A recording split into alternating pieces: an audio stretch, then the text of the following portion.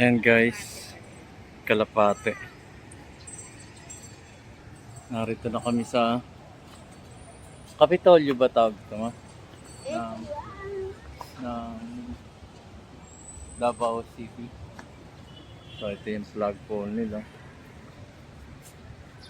Alam ko magpa-flag ceremony dapat si Mayor Baste. Ewan ko, wala raw dito. So yung matagal ko nang minimiti, ito yung ang tawag dito ma? City Hall, Kapitolyo. City Hall of Davao. Diyan si Mayor Baste. Nauna dyan yung si Tatay Digong, sumunod si Inday Sara, tapos ngayon si Mayor Baste na. So yun, tinry ko magpunta sa tinry kong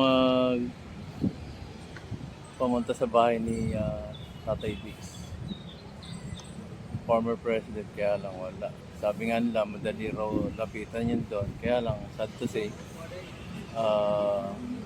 wala siya dito sa bahay niya, parang umalis yata, ganon. Hindi ko alam kung ano yung schedule doon niya.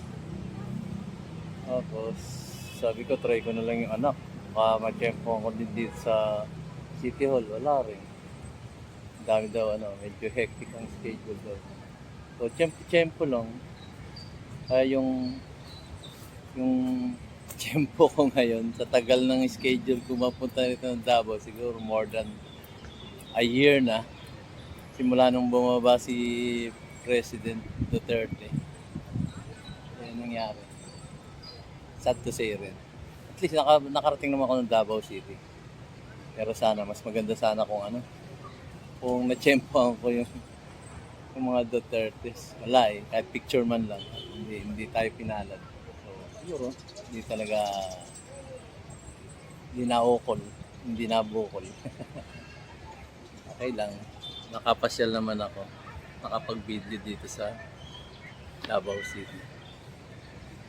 Ito yung flag, Philippine flag.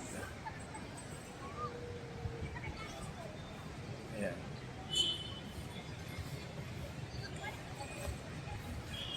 City Hall.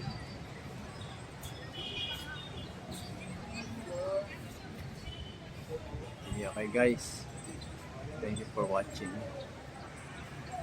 Pauwi na kami mamaya.